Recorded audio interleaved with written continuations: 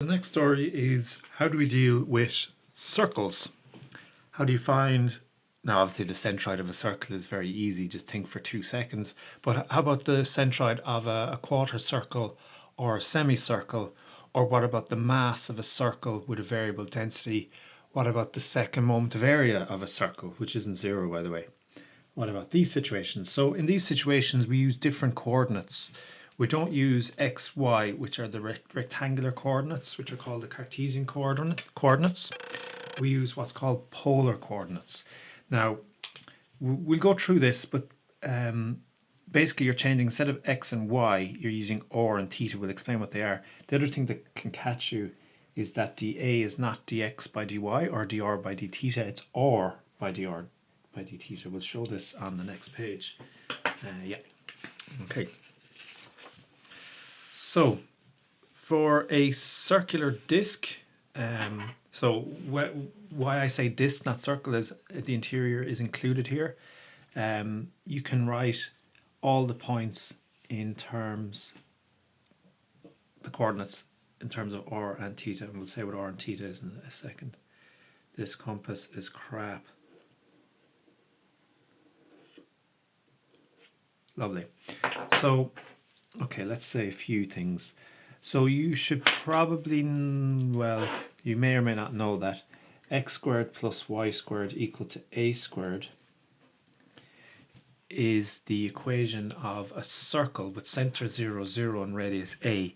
If you write down, say this point is xy, for example, and write down the equation for that to be on the circle, it must be that the distance between this and 0, 0 is equal to a. And if you write down that equation and square both sides, you get this thing, and it'll be the same for any point around here. Similar story if you take a point inside, say this one. For it to be in the disk, you must have that the distance between x, y and 0, 0, write down an equation for that. It must be less than the radius a, and that's where the less than or equals to gets. So every single point on the circle or inside the circle, which is you'd call the disk, satisfies this equation here.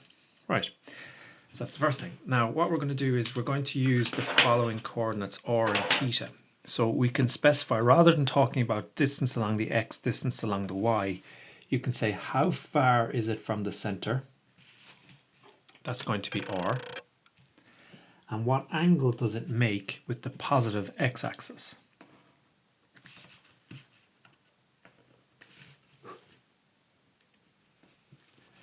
And hopefully you don't find it too difficult to, if you maybe want to, if you want to figure this out. So this is the xy. So this distance is x, this distance is y. Do a little basic trigonometry. X is equal to r cos theta, and y is equal to r sine theta. So when we have say we're trying to find something to do with a circle, say second moment of area, and we're trying to integrate y squared dA, we change the y to r sine theta. That's what I'm saying there. Okay, so that's the x and the y sorted. Now what about the area element? So actually I used to teach this a slightly different way, but I discovered recently a better way of doing it. So what we're going to have is, we're going to have a circle. Now I'm going to exaggerate the size because of course dA is supposed to be very, very small.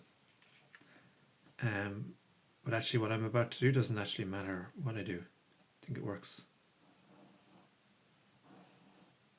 no matter what the size the dA is. Okay, so this is the circle, and we're going to talk about a little bit of the area. Now for what I call these things is pineapple pieces. Now they're not three-dimensional, they're just two-dimensional, but that's what I call these things. Okay, so this is the big circle that we're all in, and then just draw two little circles here of different radius. Okay, so I think the point we're looking at is probably here, and then the area element, hopefully it makes a bit of sense what I was saying about, and I will exaggerate it. This is what I mean by pineapple piece. You see what I mean? A little chop of a pineapple ring. Hopefully that makes sense. Now, let's see. Let's put some numbers on this. So this is going to be, okay, it doesn't matter what the big angle is here. What matters is the little angle. This is d theta. This length here is going to be r, and it goes up to here. And then if you go to the end, that's r plus dr. And what we're going to do is, so that means that this little bit here is dr. And what we're going to do is, this is a little dA. We're going to find the area of that. Now what I used to do is I say that if dr and d theta are very, very small, then you can, it's like a rectangle. Because if it's very, very small, there's no kind of chance for it to be curvy, if you know what I mean. It's basically a rectangle. And the width is dr, and then this length, if you know about angles, in particular angles in radians, you know that an angle measured in radians is the arc length over the radius, and you can calculate that this is actually equal to r d theta. And so dA would be r d theta by dr, because this little bit here is dr. So that's the way I used to do it. And it's a little bit dodgy, but I've got a great way now of doing it that isn't dodgy at all. So the area of a full circle is equal to pi r squared. Now, if we write this as half, seems a bit weird, 2 pi r squared. 2 pi is 360 degrees, so it's half the angle by r squared. So obviously the area in half a circle is half pi r squared. It'll be half the pi r squared. And again, it's just half the angle in radians that you've got here times r squared. And similar story, if you've got a little segment, and this is the angle theta, it has to be in radians. This is half, I've left all the space out, theta squared, it has to be in radians. No, theta r squared. I think this is even in your tables, okay? So it's banging on about spokes now, but that'll have to be on the next page. Right, so so let's find the area of this dA. So we've got the big sector minus the little sector. So I'm going to have dA is equal to the area of the big sector. Now hopefully, what I mean is this whole thing here, it's a pineapple slice, I suppose. No, it's a pizza slice, of course. The big pizza, take the big pizza, take away. I'm gonna have pizza tomorrow actually. It was too big for the freezer, but I just put it in the fridge. Hopefully it'll be alright. I got it yesterday. So big pizza minus little pizza leaves this little pineapple pizza, or little. Well, that's a funny way to eat your pizza, but anyway. So the big pizza, half. The angle is dt, and the radius is r plus dr squared. Minus the area of the small pizza slice, half. The angle is still d theta, and the radius is r. Now there's different things we can do here, right? You can just multiply this out, but if you're, there's a little trick. So half d theta, take that out as a common factor, and you've got r plus dr squared minus, this should have been squared the whole time, r squared. And you have a difference of two squares, and that has nice factors, a minus b, a plus b. So you get a half d theta. So this minus this, that's r plus dr minus r. Okay, that's a minus b, and then you could alternatively just multiply this out. You'll see the same thing. Of course, you can just not quite learn it off, but get used to it. Right, now what? Okay, maybe it gets a bit confusing here. Yeah, it does. So this is the r minus r is 0. So you get a half d theta times dr. And now, yeah, this is, I forgot about this bit. So r plus r is 2r plus dr. And then the crack is that if you take dr to get really, really small, so that makes this pineapple piece very, very narrow, but we're doing that anyway because we want dA to be small. Then dr is tiny in comparison to 2r, and so you end up with a half d theta by dr by 2r. The 2 by a half gives you 1. The r is stuck there, and you have d theta dr. Okay, that's that. So that's what the area, so you've got these formulas. You're going to replace the x with r cos theta, y with r sine theta. We'll see this in examples. And the area is r dr. Like, okay, usually it's r dr d theta. Of course, that's the same thing. Right. Then, remember we used to cut the sum into strips. Now, what have we got? If we are adding up,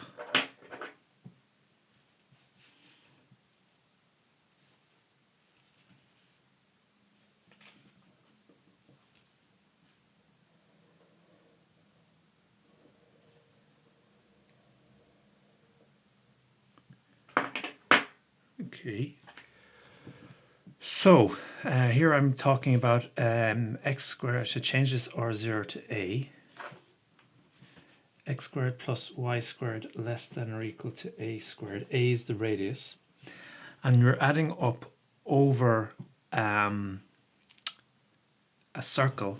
So what you're going to do is you're going to find the contribution to the sum from a spoke.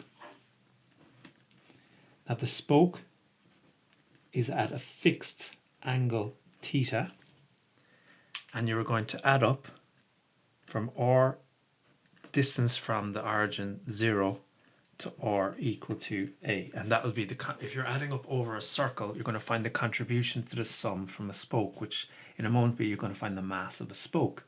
And then what you must do is add up the mass of all the spokes, and there's infinitely many after that. So first integrate from r equal to 0 to r equal to a to find the contribution to the sum from a spoke slash and then after that add up the spokes from, and so this one refers to an angle 0, theta equal to 0, up to an angle 2 pi. So that's the two orders. So add up to find the contribution to the sum from a spoke, and then add up the contributions from all the spokes. Right. Let's go. Let's do an example. A circular lamina is described by x squared plus y squared less than or equal to 16. Okay, now that means this is a squared. So the radius of this is equal to 4. The density at each point is given by 2x squared. So it's a funny kind of a thing. The edges of it are dense, the middle of it actually isn't dense at all. Sketch the region and find the mass. And the good thing for you here is that we'll keep the integration quite simple, and one of the particular ones will give you the actual integral of cos squared and sine squared. They're both equal to pi. Okay, so let's do the sketch.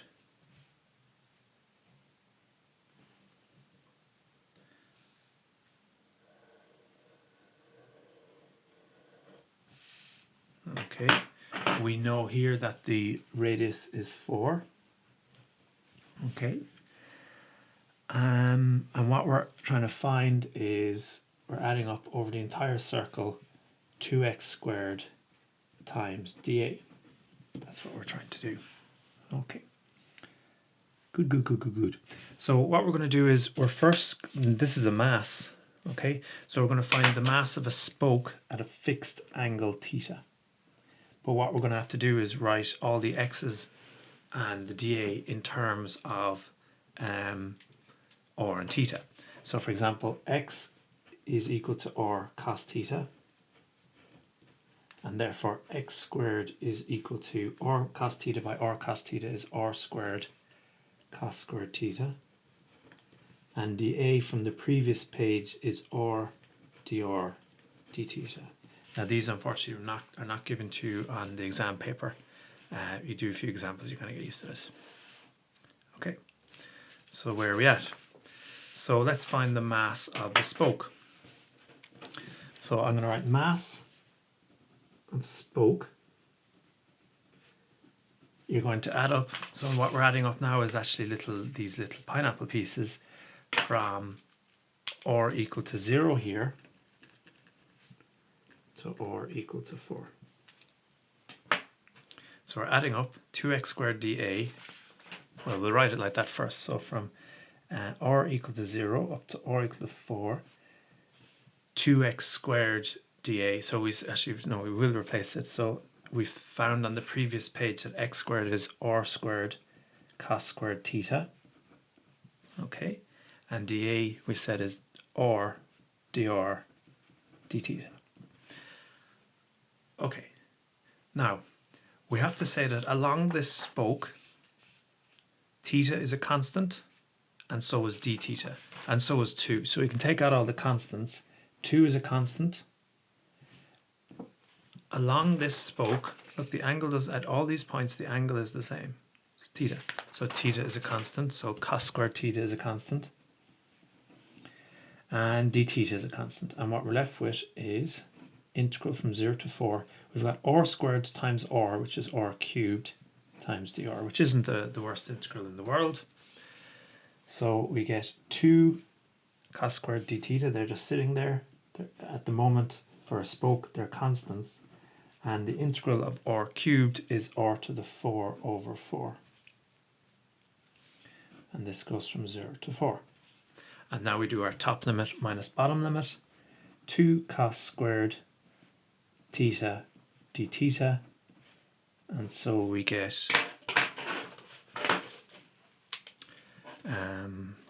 substitute r equal to 4 to the 4 over 4 minus substitute in 0, top limit minus bottom limit. And what do we get here? 4 to the 4 is a big enough number. It's 16 by 16, but divided by 4 means it's 64. Of course, we can go to the calculator if we want. So this is 64 by 2, which is 128 cos squared theta d theta. You can have a think about when this is big. Cos is big when the angle is small. And so when the angle is small, you're getting spokes that look like this. And because the density is proportional to x squared, it's when the theta is small, or actually also close to 180, that you're getting over into these regions where the object is denser. So that's why that makes sense. Okay, so this is, for a fixed theta, this is the mass of a spoke.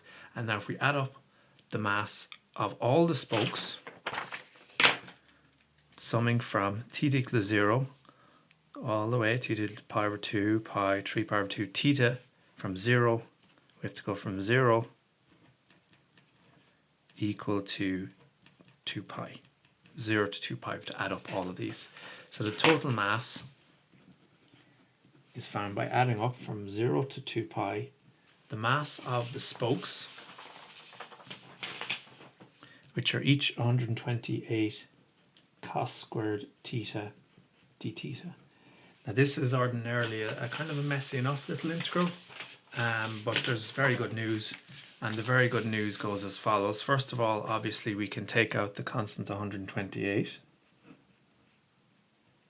And the other good news is, if you were paying attention at the question, integral of cos squared is given to us, it's just pi. So you get 128 pi. It doesn't say anything about units, so there's no real point in approximating anything. Okay, so that's that. Will we keep going? We will pause at this point.